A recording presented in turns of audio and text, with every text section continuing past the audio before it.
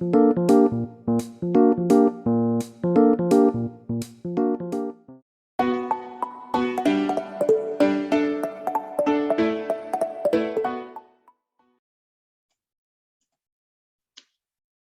4차 산업 시대는 초연결 시대다라고 이제 말씀을 많이 하고 계시고요. 오늘 사실은 이제 이야기의 주제인 바이오로 제가 들어가겠습니다. 딴소리를 하다 보니까 시간이 많이 흘렀는데요. 저는 이제 바이오 분야를 나누다가 보니까 여러 분야가 있는데 제가 그냥 구분한 겁니다. 농식품 분야, 해양바이오, 제약, 헬스케어, 뭐 에너지 분야 여러 분야가 있는데 우리가 일반적으로 바이오라고 말하면은 그 제약이라든지 헬스케어 이쪽만 이야기를 많이 하고 있습니다. 원래 바이오라는 의미 자체가 살아있다라는 날생자, 살아있다라는 이런 개념으로 알고 있는데 이 바이오 분야들이 활용을 될 수 있는 분야가 상당히 많습니다. 농식품 분야에 보면은요, 뭐 생명공학과 단백질을 이용한 정밀 발효 기술.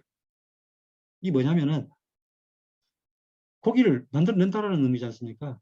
단백질을. 그래서 어떤 책을 읽어보다 보면 향후 10년 이내에 축산업이 종말을 가져오지 않을까 그런 이야기를 많이 합니다. 대관령에서 젖소를 키워가지고 고기를 만드는 그런 시대는 지나갈 것이다라는 거죠. 충분히 고기를 만드는 기술은 현재 가능합니다. 근데 이걸 상업화해서 어느 정도 수익을 낼 수 있는가는 조금 더 연구를 해야 될 분야라고 이야기를 하고 있고요. 뭐 종자라든지 이런 분야 관련된 바이오 분야도 많은 연구를 하고 있습니다. 해양 분야에는요, 뭐 엄청 우리 전 세계 우리 지구의 70% 80%가 바다로 덮여 있다고 하지 않습니까? 그것처럼 해양 분야에서도 바이오 활용할 수 있는 분야가 엄청나게 많습니다.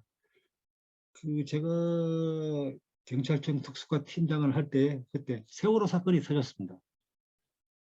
세월호 사건이 터지면서 그 세월호 사건의 터진 이유가 뭘까라는 분야 부분을 가지고 많은 사람들이 고민을 했는데 제가 공부를 했던 분야 중에 하나가 평형수라는 분야를 기자들한테 던져줬습니다. 평형수. 평형수가 뭐냐면은 우리나라에서 무역을 하기 위해 가지고 미국에 화물을 싣고 갈 때 배가 평형을 유지하기 위해서는 배 화물 이외에 우리나라의 바닷물도 배에 적재를 해야 됩니다. 균형을 유지하기 위해 가지고. 그런데 다시 돌아올 때는 우리나라에서 담았던 바닷물을 미국에서 버리고 와야 됩니다. 결국 그러다 보면 우리나라 바닷물을 미국 바닷물에 갖다 버리면은 그 바닷물 속에 숨어있던 다양한 미생물이라든지 이러한 것들이 미국 바다 환경에서 적응을 하든지 아니면은 사라지든지 적응을 해서 어떤 강한 새로운 전파 전염력을 불러일으킬 수도 있는 거고요. 이것도 어떠한 바이오 분야에서 문제가 될 수 있다는 이 부분도 많이 연구가 되어져야 될 부분입니다. 그다음 가장 최근에 가장 돈이 많이 벌리는 분야가 제약입니다. 나중에 좀 이따 말씀드리겠지만 이 제약 분야는 무궁무진한 경제적 가치를 불러일으킬 수 있는 분야입니다. 거기 제약 분야와 더불어서 헬스케어 분야. 헬스케어는 뭐 지금 스마트워치라든지 다양한 기술들이 많이 발전되어 있습니다. 뭐 에너지 분야는 뭐 당연히 뭐 말씀 안 드려도 될 것 같고요. 자, 근데 이러한 바이오에 대해서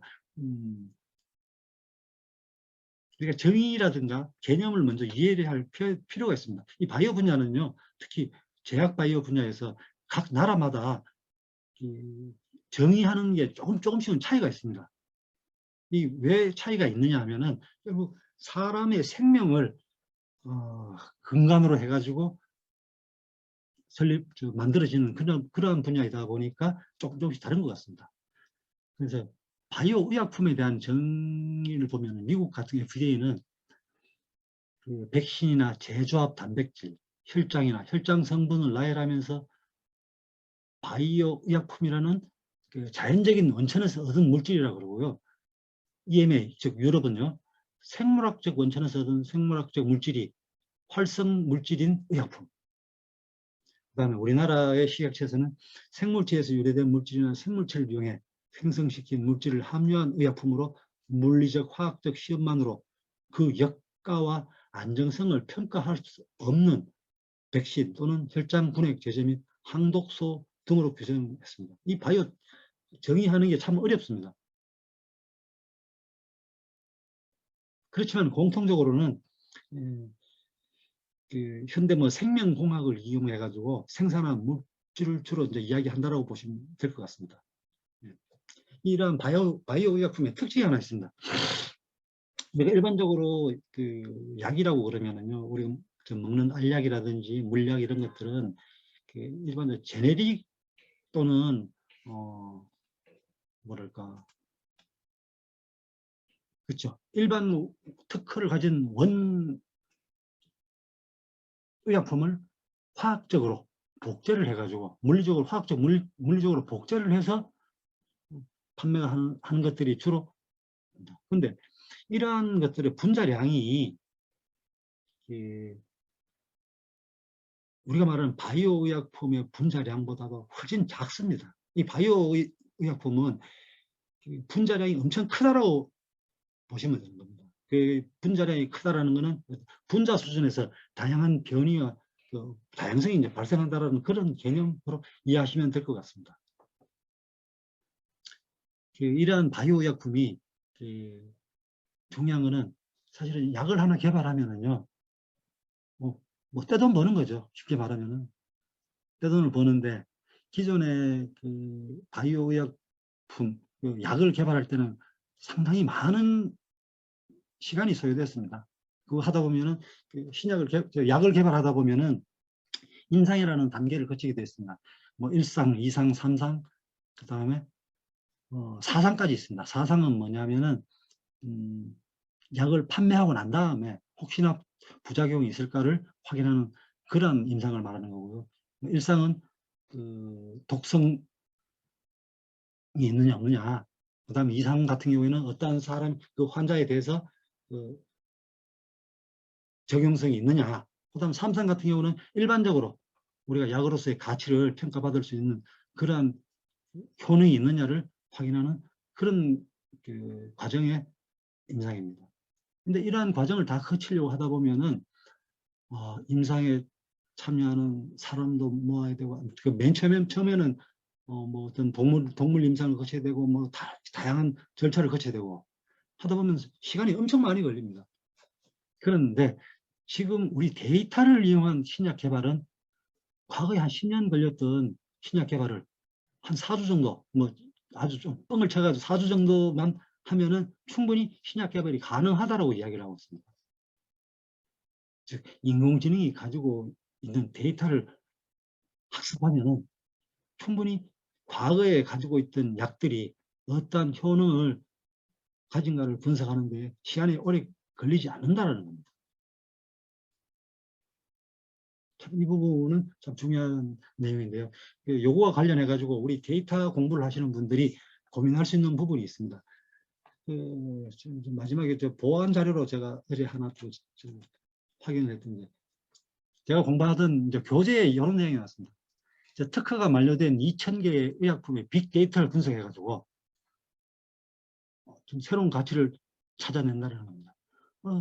특허가 만료된 의약품 2000종류의 데이터를 분석하고 상호 결합하면은 새로운 의약품을 만들어낼 수 있지 않을까요?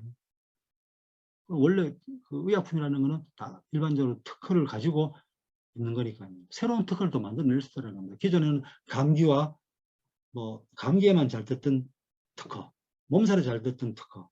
근데 이 두 가지의 성분을 데이터 성분을 분석하다 보면 감기와 몸살에 똑같은 효능을 발휘하거나 아니면 더 강한 효능을 발휘하는 그런 데이터를 찾아낼 수도 있는 것이고요. 다양한 방법들이 있을 거라는 거죠. 결국은 이러한 것들은 데이터를 이해하지 않으면 어렵다는 거예요. 그 다음에 국내 우리나라 식물 자원 중에서도요, 약용자원이라고 표현합니다. 약용자원 한 100% 중에 실제로 활용되는 비율은 5%도 안 된다고 합니다.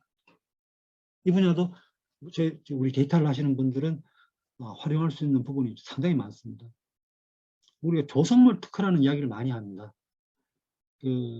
어떠한 식물 자원에서 나오는 A라는 식물과 B라는 식물을 두 개를 합성을 해서 나오는 새로운 성분의 물질이 어떤 약효나 기능을 가지고 있는지를 확인하면은 나름대로의 어떤 조성물의 특허를 얻을 수가 있습니다.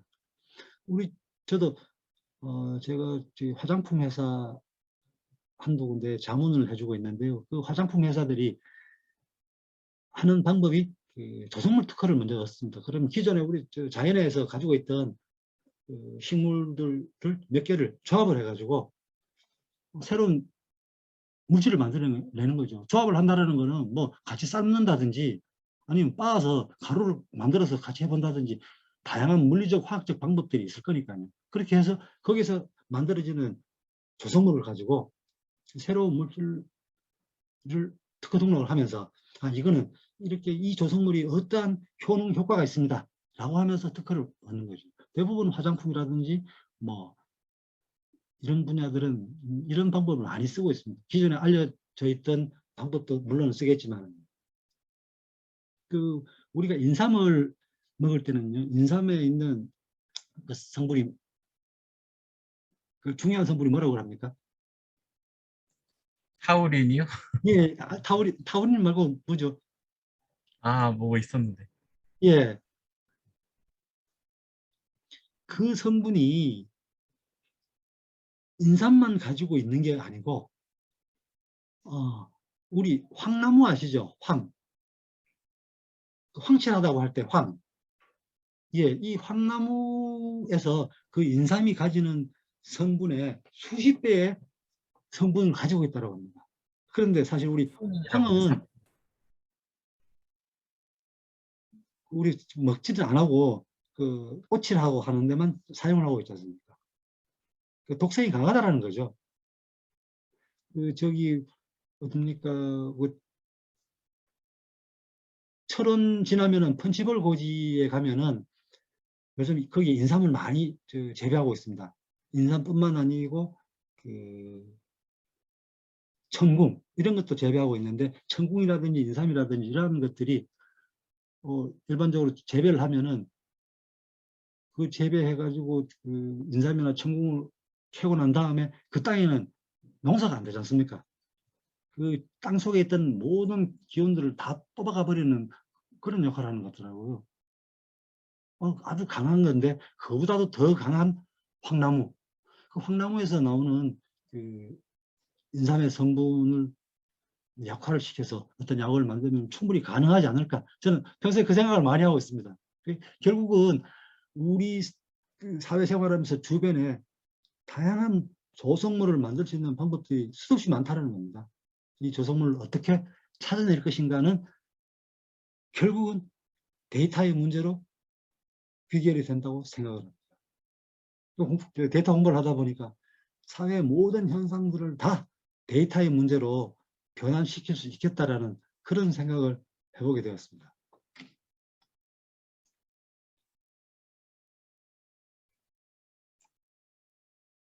자, 그럼 이 바이오 분야를 하면서 우리 줄기세포에 대해서 한번 설명을 또 드리겠습니다. 줄기세포 어떤 기능이 있을까?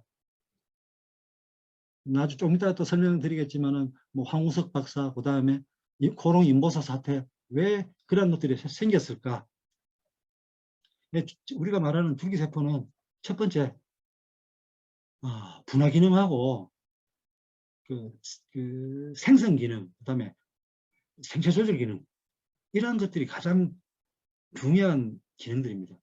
이게 뭐냐면 분화라는 것은 우리가 손상된 조직 세포를 분화를 시켜서 다시 정상 세포로 만드는 기능, 뭐 그다음에 면역 기능, 기존에 관련된 면역 관련된 조직 세포의 기능을 회복시켜주는 기능. 뭐 혈관도 마찬가지입니다. 우리 혈관이 칼에 베었을 경우에 피가 멎는 이유는 물론 모세혈관에 흐르던 그 피가 굳어져서 더 이상 흐르지 않게 하는 그런 영향도 있지만은, 우리가 뭐 동맥이라든지 이런 거를 절단하고 수술을 하고 나서 그냥 붙여두면은 그 두 동맥이 절단되었더라도 서로 붙어버립니다. 그 붙는 이유가 여기서 말하는 줄기세포의 기능이라고 합니다. 세포가 서로 손상되었을 때 자기 스스로 재생해가지고 피가 통과될 수 있도록 그런 기능들. 이게 뭐 상처 회복 기능의 일부분이라고 하죠. 그런데 이 바이오 분야에 대해서는 우리나라는 좀 제약이 좀 많습니다. 제약이 많아가지고 중국이라든지 일본은 우리보다는 이 바이오 분야의 제약이 좀 덜합니다. 그래서 예전에 바이오 업체 회장이 줄기세포 주사를 맞기 위해 가지고 일본까지 가서 주사를 맞고 왔다라는 것 때문에 문제가 되어서 수사를 받는 그런 경우도 있었습니다. 결국은 현재 우리나라에서 허용되고 있는 것은 자가줄기세포만 배양을 해가지고 활용할 수 있도록 되어 있습니다. 법적으로. 그 타가줄기세포에 대해서는 그것을 활용하는 데는 많은 제약들이 따르고 있습니다. 지금 뭐 기존에 시중에 보면은 줄기세포 관련해서 다양한 분야의 활용들이 있지만 아직 본질적인 줄기세포 활용은 아직 이루어지지 않다라고 저는 보고 있습니다. 근데 뭐 단순한 우리 DNA 분석 이런 거를 보험회사들이 자기네 보험 영업 목적으로 하기 위해 가지고 줄기세포 우리 유전자 검사를 해준다 뭐 등등등 이런 걸 하는 걸 보고 있습니다. 우리가 또 고민하고 신경 써야 될 부분이 이 부분입니다. 바이오 의료 정보. 아마 우리 강성호 전무님 예전에 계셨던 업체를 예전에 계셨던 업체입니다. 제가 2002년도인가 그 업체를 수사차 방문한 적이 있었습니다. 뭐냐면은 바이오 의료정보 시스템을 구축하다 보면은요, 가지고 있는 데이터를 컨버전해서 새로운 시스템에 접목을 시켜야 되는데, 컨버전하는 과정에서 데이터들을 처리하는 걸 함부로 했던 거죠. 지금은 좀 쉽지 않겠지만 예전만 해도 그러한 데이터들, 개인의 데이터들을 마음대로 가지고 나가고 디스크나 하드 이런 데 담아서 밖으로 가져나가기도 하고 집에 가서 자기가 컨버전 하겠다. 뭐 이런 세월들이 있었습니다. 지금은 어느 정도 규모를 갖춘 업체들은 전혀 그렇게 할 수가 없습니다. 어떤 정해진 공간 내에서만 들어와서 시스템 컨버전이나 디버전 관련된 작업을 할 수 있도록, 그리고 출퇴근할 때도 개인의 어떤 USB라든지 데이터 저장 장치는 못 가지고 다니도록. 결국 이 부분은 개인정보가 어떻게 중요한 부분으로 인식이 되다 보니까 개인정보 처리에 대한 어떤 절차에서 많이 문제가 됐던 겁니다. 물론 제가 예전에